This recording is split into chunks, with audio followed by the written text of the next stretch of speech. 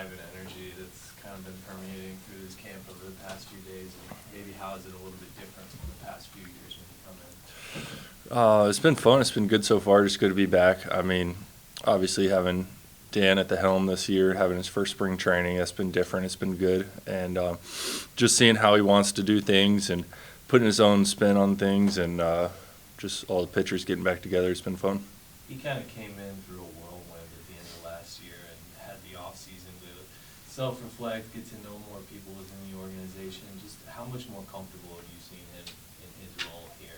Yeah, it was. I mean, it was a lot. Obviously, it's a tough task at the middle of the or towards the end of the season, but I think he's settling in good. Everybody loves Dan and knows Dan, but I think just getting to know him on a personal level, some of the people that maybe didn't work with him in the past, just getting to know him, his leadership style, what he's expecting out of us. I think that's a big part of spring training. What is his leadership style? And you said it's putting his own spin on things. In what ways might that be different? Yeah, so a big thing he hit on last year and already touched a little this year is just the going to battle aspect, almost the, I guess, warlike mentality of 162, because it's a long year and there's so many games, but at the same time, past 3-4 seasons, you see it comes down to 1 or 2 games, and I think that's the big mentality here is every single night is a battle, and we want to earn every single win, because at the end of the year, it comes down to 1 or 2 a lot of times. Looking back on your season last year, leading the league in innings pitched and strikeouts and all-star, when did you afford yourself to look back and say, you know what, that was a heck of a year, and what do you account for having such a great season last year? Yeah, that's a good question. In season, you can't really do that too much. It's tough, and all the guys, I mean, everybody, Bryce, Wu, really came together, the whole staff. But I think right afterwards, after the A's start, kind of going home, and I journal a lot of stuff at the end of the year, just about reflection, what I learned, what I want to get better at, all that kind of stuff. So it's nice letting your guard down for a couple of days there and just kind of reflecting on it, and then all of a sudden it's right back to work. What do you want to get better at? It's always consistency. It's kind of a boring answer, but at this level, at the highest level, it's the greatest in the game do it every single time they go out there. And I felt good about my year individually, the whole staff, but a lot of times in a season you have 33 starts, you might have 2 or 3 you wish you could get back. And you look at guys like Scooble and Sale and those guys, they pretty much do it every single time they went out. So I think that's the little bit of the separator there. Logan, did you add a pitch? I mean, like last year you said you didn't add a pitch, but you sort of added a pitch. Everybody waiting on it? Yeah, that kind of, I mean, like. No, I worked on the splinker a little bit, which we talked about last year. I got a ton of reps with it, and then 2 weeks ago I banged it. So I will not be throwing that. I tried it a lot of the off season. I went back to the 2-seam a little bit. That we'll see if it makes it out of camp. Cal's never been a big supporter on that one. And then I just tweaked my cutter grip a little bit, but besides the slight cutter and 2-seam, nothing. Oh, actually, never mind.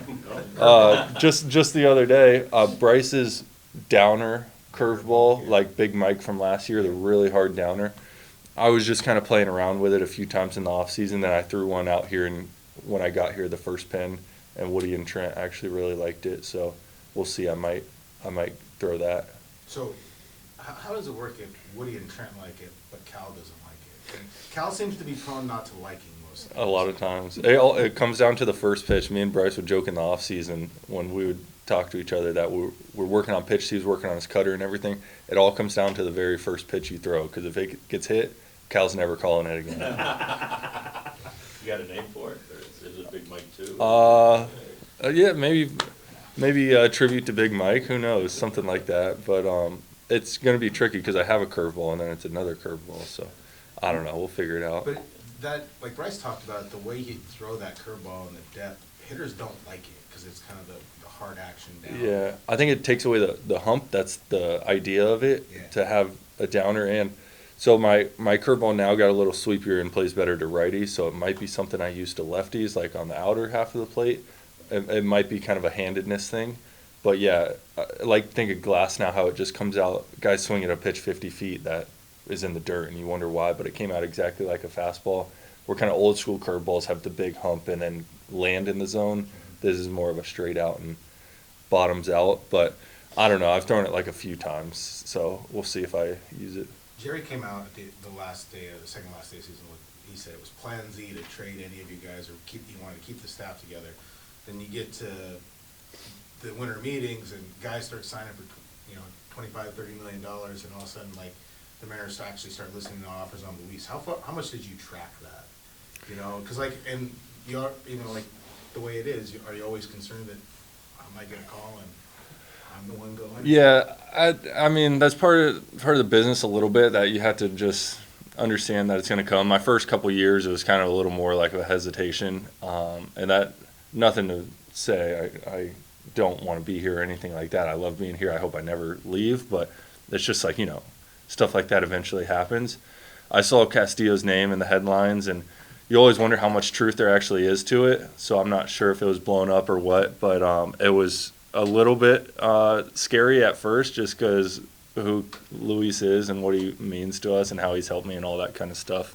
I didn't expect to trade or for any of the starters to get traded, but like you're saying, it's people are expensive out there, very expensive to sign free agents, especially hitters coming to Seattle. So at some point, you never know if that's the way to get a big bat here is to trade an arm. Who knows? Who takes it harder, like when there's trade rumors or even your name gets thrown out, you or your family?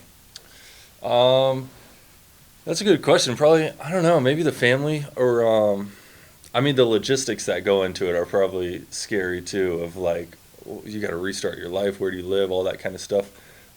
It's tough for me because of the relationships here, that if I ever leave, that's going to be really hard, because it's all I've ever known is Cal behind the plate and Woody pregame, and the other starters on the staff and Kirby and Bryce and all that kind of stuff. So the relationships is the part that you really get tied up in, and that would be hard to one day leave. How excited are you that the starting rotation is all back? It's huge. It's huge. Yeah, I really hoped it would be that way. And you never really know going into an off season. For some reason, every off season it feels like something could happen, and then you show up in spring and it's the same. And I don't ever want to take it for granted, because every year it happens means it's 1 year less. That guys aren't going to stay together for 20 years or 15, whatever. But I'm just enjoying where we're at right now and how good they are too. Every year these guys come back. It's like, it's just fun to be around them and watch. So I'm really excited about it. Did it feel like if you guys just got in last year, you guys could do some damage based on the rotation that you guys have built, seemingly prepared for October and those shortened type of series? Yeah, I think that's always the idea, and what we have in the back of our head. That, you look at the Royals, have really good starting staff last year, and then made a little bit of a run there, got in, beat the Orioles. So I think we can go toe-to-toe with anybody on the mound and as a team, but it's just like, especially in the playoff format now, if you get in with the expanded playoffs and going three-game series or whatever it is, and then 5-game and 7-game, like, I think we have better pitchers than most teams, and I think we have a deeper rotation too, and bullpen. So if you make it in, I really think we're one of the teams that people don't really want to face in the playoffs. It's 2 years in a row where it's 1 or 2 games short, first team on the outside looking in. Did last year sting more, or did the previous year sting more, just because of how much of a lead you guys had in the division? And, the year before it was like down to the wire, and it was the 2 division rivals at the very end. Or was it both? Just which one kind of stung a little bit? That's a good question. Initially, I was thinking last year, but it's tough too with the Rangers winning it all, and we were right there. Could have gotten in before them, but it might be recency bias. But last year definitely probably hurt more, and it's tricky because it's a ton of motivation that I've thought about, and I'm sure everybody that we're gonna use this year. But also, I don't want to just like constantly look backwards and harp on everything. So I think it's good to channel it in a good direction. But having the lead, it was, we all know that was killer, and it really hurt because we should have been in there. That should have been us, and it was nobody's fault but our own that we dropped the ball on that one. So having a lead like that and the players that we have on this team, it definitely, I would say it stung more last year. You had a lot of communication with the front office last season, kind of throughout the winter. I mean, was that kind of on a similar level this winter, just keeping in touch with, you know, where the roster was at and how things were developing, or were you kind of off doing your own thing at that point? A little bit. I talked to Dan a little bit. We didn't get to link up because I was out of town and when he was coming into Florida. But he tried to meet with some guys. I know he met with Bryce. Woody went to the DR and saw the Rock. So talked to Dan a little bit. Justin called me once. Actually, I thought I was getting traded when I saw his name pop up every time. And they know too, because right away it's, hey, how you doing? You're not getting traded. Don't worry about it. So I talked to him a little bit, just with some of the Sasaki stuff going on, but nothing crazy. And actually, in Seattle before I left, we were talking about kind of the Plan Z thing, and that nobody's supposed to get traded. That's not what we want to do, and kind of a last resort mentality there. Logan, do you have any new toys that you got into your bag? Your water ball? You get the you have the big stick like Steens has, or anything like that? Which one? Like he has the one balance stick or whatever he holds up. Oh yeah. He's got the backpack thing too.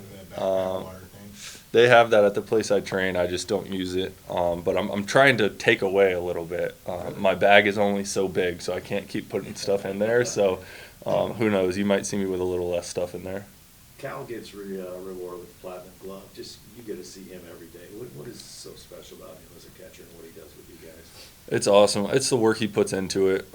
Everybody sees the 40 bombs and caught stealing and that kind of stuff, but the off season, talking to him, what he's going through, the stuff he does in spring training, just the dirty work, the little things, the basic things that you have to do every single day to be really good at what you do.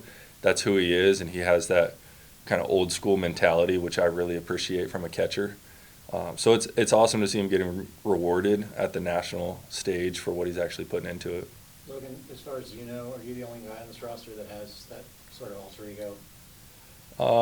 Good question. I mean, Curb definitely uses it, but he's kind of like that all the time to an extent. Bryce is the same. Louis is the same. Woo, there might be a little bit there. You might need to ask him about that one. Yeah, Kirby's. Is there excitement? I mean, you've been around with a lot of the guys are here about just tomorrow, though, kind of that first day of school mentality. Everybody's going to be here tomorrow. Just Yeah. thoughts on that? Yeah, it's really fun seeing everybody. Everybody, goes to work, gets stronger, comes back, ready for a new year. I think everybody has the World Series in mind, so it's just fun that first day that we all get back, and it's like, all right, here we go. Start of a very long year, but hopefully a successful one. Expectations for Dan's first speech before? For Dan's speech? Yeah. Gosh, I don't know what to expect. I hope he comes in yelling and just fires us up, get us ready to go. Logan, is Cal skinnier? I thought he was. I asked him about it, or I said he was, and he was kind of not giving me much. He said, sounded like he was the same, but I thought he looked skinnier. Okay. The new changes that they made out there, I mean, for somebody like you, big into plyos, they have that, slope. Oh, yeah. It seems more efficient. How much did you like it? They That's feel like they that's set it up huge. for you, just you? I feel like they did, yeah. Because you were always kind of wandering around with your implements trying Yeah. to find a place to do it. Now you have a Yeah, set space. I've had some secret spots around here that I've had to make things work, but it's everything right there. They killed it. Jack especially took the lead on that and did a great job, but everything there looks amazing. The plyo wall, the mounds, the turf, the whole area, they did a really good job. Even something simple, it seems efficient. Like when you have all those screens, the TrackMan's Yeah. right there, you don't have an iPad or whatever, you can stop, look. Right there, yeah, instant feedback. It's like a pitcher's dream, to be honest. Everything's right there, one stop, everything you need from warming up to technology, bullpens, all that kind of stuff. I mean, it's not necessarily like life-changing, but you guys are here for 6 weeks. I mean, how much more value can that add for your preparation as you guys get ready for the regular season? Out there, that area, oh, it's huge. It's everything. I mean, even if it's a small advantage on one day over the course of 6 weeks or whatever, especially when it's like you're trying to get fine-tuned for the first game of the season, that you have to be ready to go right away, I think that's a huge thing. And we've talked about in the past how we've been really good over the course of the year, but we want to start off really strong. In the past, that's where we've lost a few games right out of the gate. So I think it's going to help us to be ready right from the get-go. It has a big league feel, like everything Oh, seems big yeah. compared to maybe a junior college. Yeah, definitely. It looks really sharp out there. Everything you need. And I think the mentality. We got the new thing there. Dan's leading us. Jack did the renovation. It's kind of like we got a new thing going this year. Logan, you said Luis really helped you and all the other guys on his staff. Now you've had success. What kind of responsibility do you feel for the younger pitchers in this camp? Because there's some good arms coming in behind you guys. Definitely. Yeah, that's a big role. A ton of guys did it for me, Marco, Robbie, Louie, all these guys. So anything I can do, and I've thought about that a little this year. I think shortening the learning curve, that's the biggest thing that I needed, that I wanted, and hopefully I can do that for others. That any advice to, instead of 3 or 4 start rut, shorten that and learn the lessons quicker than actually having to fail into them. I think that's something I want to really help the younger guys with coming up, especially in camp here. Thanks, guys. All right, thanks, guys.